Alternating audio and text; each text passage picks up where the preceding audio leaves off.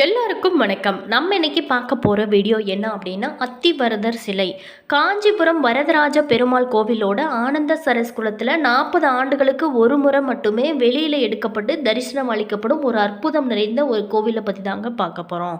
இந்த சிலை பார்த்திங்களா அத்தி மரத்தால் ஆனது மற்றும் பிரம்மாண்டமான திருவுருவத்தோட சங்கு சக்கரம் கதை ஏந்திய கோலத்தில் அழகாக காட்சி கொடுக்கும். இந்த கோவிலை பற்றி தான் நம்ம இந்த பதிவின் மூலமாக பார்க்க போகிறோம். இந்த வீடியோ உங்களுக்கு பயங்கர யூஸ்ஃபுல்லாக இருக்கும். வீடியோவை ஸ்கிப் பண்ணாமல் முழுமையாக பாருங்கள்.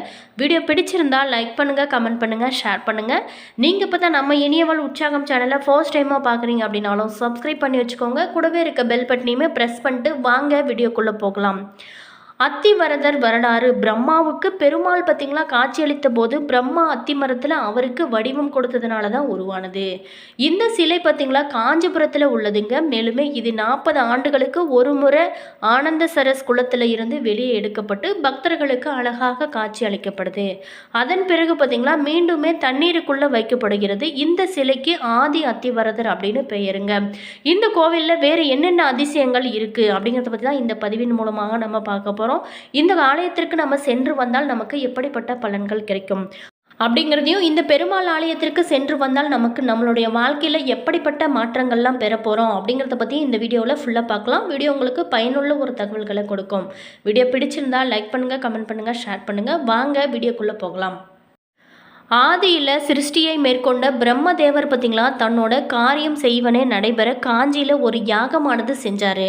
தன்னை அழைக்காமல் யாகம் செஞ்ச பிரம்மதேவரிடம் கோபம் கொண்ட சரஸ்வதி தேவி பார்த்திங்களா யாகத்துக்கு வரவில்லை. சரஸ்வதி தேவி இல்லாமல் பிரம்மதேவரால் யாகத்தை பூர்த்தி செய்ய முடியாது. எனவே பிரம்மதேவர் பார்த்திங்களா சரஸ்வதி தேவிக்கு பதிலாக காயத்ரி, சாவித்ரி ஆகியவங்கள துணையோட யாகத்தை தொடங்க ஆரம்பித்தார்.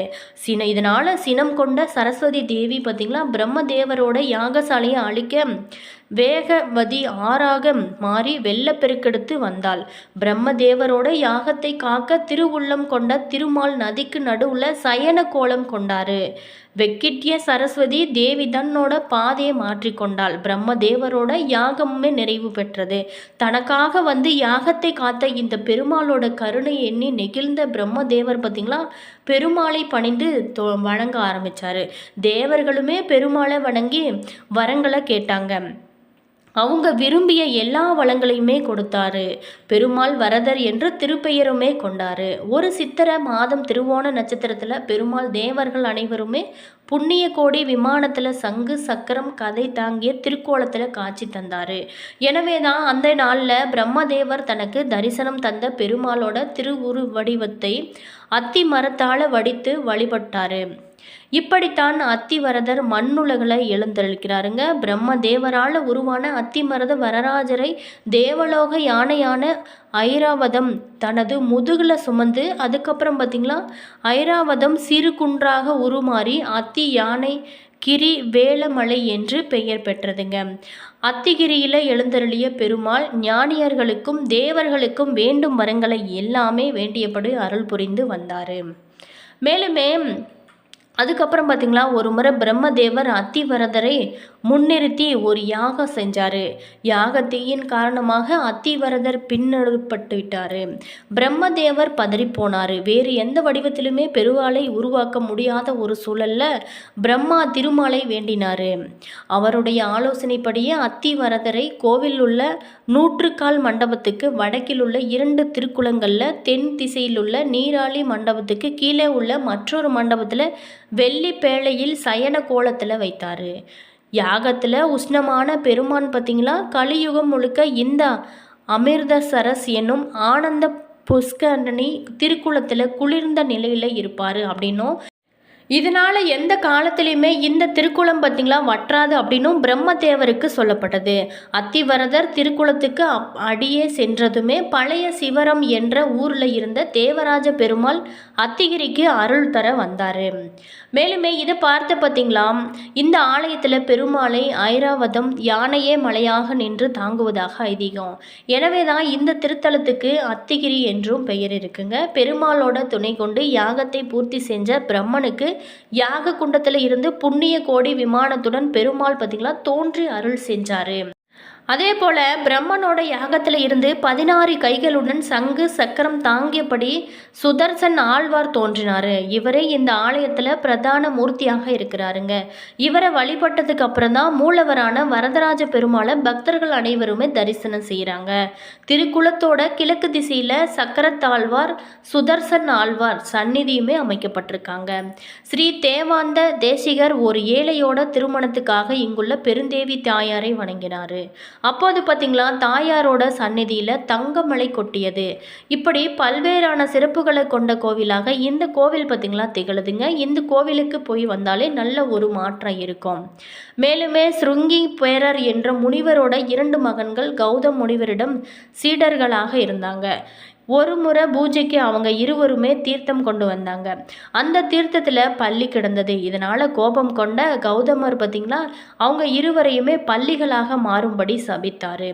பிறகு சீடர்களை காஞ்சி சென்று வழிபட்டாலே மோட்சம் கிடைக்கும் அப்படின்னு சொன்னார். இதையடுத்து இவருமே இத்தலம் வந்து வழிபட்டார். இறைவன் உங்களுக்கு ஆத்மா வைகுண்டம் செல்லும், அதே நேரம் உங்களோட சரீரம் பஞ்சலோகங்களால் எனக்கு பின்புறம் இருக்கட்டும், என்னை தரிசிக்க வருபவங்க உங்களை தரிசிக்க சகல தோஷங்களும் நீங்க பெறுவாங்க அப்படின்னு அருளாரு. அதன்படி தான் இந்த ஆலயத்தில் உள்ள தங்கம் மற்றும் வெள்ளியால் ஆன பள்ளிகளை பக்தர்கள் வணங்கப்படுறாங்க. வரதராஜ பெருமாள் கோவிலில் ஆனந்த சரஸ் திருக்குளம், பொற்றாமரை திருக்குளம் ஆகிய 2 திருக்குளங்கள் அமைந்திருக்காங்க. மேலுமே மேற்கு ராஜகோபுரத்தில் வடக்கிலும் 100 கால் மண்டபத்துக்கு வடக்கேயும் இருக்கிறதுங்க. ஆனந்த சரஸ் திருக்குளம். இந்த திருக்குளத்தில் நீராவி மண்டபத்துக்கு தெற்கேயும் விமானத்துடன் கூடிய 4 கால் மண்டபத்தில் தான் அத்திவரதர் அருள்பாலிக்கிறாரு. இவர் சுமார் 10 அடி உயரமும் 4 அடி அகலமும் கொண்டவருங்க. முழுவதுமே அத்தி மரத்தால் செய்யப்பட்டவர் இவர் அப்படின்னே சொல்லலாம். அத்திவரதர் எனப்படும் மரத்தால் செய்யப்பட்ட பெருமாள் திருக்குளத்தில் பள்ளி கொண்டிருந்தார்.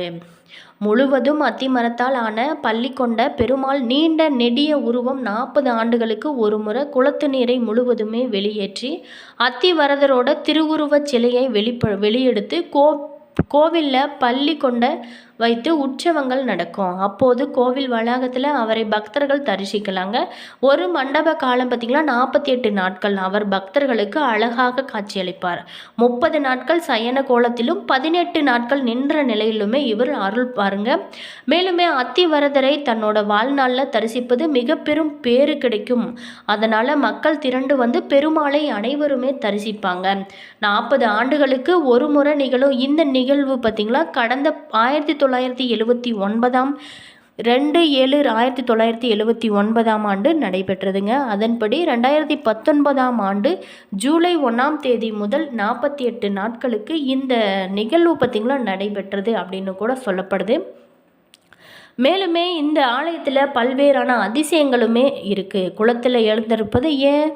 ஆனந்த சரஸ் புஷ்கரணிக்குள் ஒரு மண்டபம் அமைத்து அதில் ஸ்ரீ அத்திவரதரை எழுந்தரிக்கும்படி செஞ்சிருக்காரு.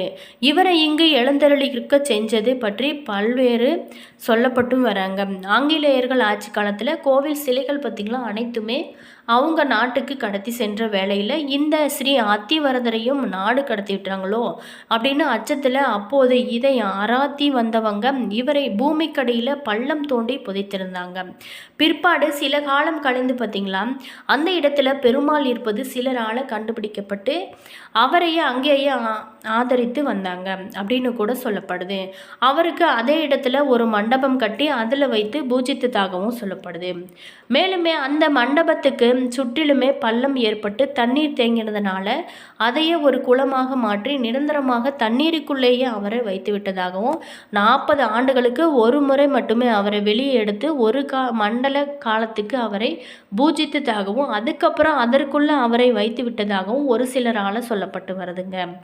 இப்போது கோவில் இருக்கும் இடம் ஒரு காலத்தில் பல நூற்றாண்டுகளுக்கு முன்னாடி பார்த்திங்களா அத்தி மரங்கள் சூழ்ந்த மலையாக இருந்ததாகவும் அப்போது பார்த்திங்களா பிரம்மா யாகம் செஞ்சு அந்த யாகத்திலிருந்து இவர் ஸ்ரீ அத்திவரதர் வந்ததாகவும் அதிலிருந்து அவரை பிரம்மா பூஜித்து வந்ததாகவும் ஒரு சில காலத்துக்கு பின்னர் ஸ்ரீ அத்திவரதர் அர்ச்சகர் கனவுல வந்து தான் பிரம்மாவின் யாக குண்டத்திலிருந்து வந்ததுனால தன்னோட உடல் எப்போதுமே தகிப்பதாகவும் எனவே தன்னை தினந்தோறுமே 3 வேளையும் 100கணக்கான குடம் நீர் கொண்டு அபிஷேகம் செய்யும்படியும் அவ்வாறு செய்ய முடியாமல் போனால் நிரந்தரமாக புஷ்கரணியில் குளத்து நீரில் எழுந்தருள செய்யும்படியும் ஆணையிட்டதாகவும் அவருக்கு தினந்தோறுமே 3 வேளையும் நூற்றுக்கணக்கான குடம் நீர் கொண்டும் அபிஷேகம் செஞ்சு கஷ்டமாக இருந்தால் அவரை குளத்தில் எழுந்தருள செய்வது என்று முடிவு செஞ்சாங்க அப்படின்னு கூட சொல்லப்படுதுங்க. அதனால தான் அத்திவரதர் பார்த்தீங்களா குளத்தில் எழுந்திருக்கிறாரு அப்படின்னு கூட சொல்லப்படுது. வீடியோ பிடிச்சிருந்தா லைக் பண்ணுங்கள், கமெண்ட் பண்ணுங்கள், ஷேர் பண்ணுங்கள். All viewers, thank you.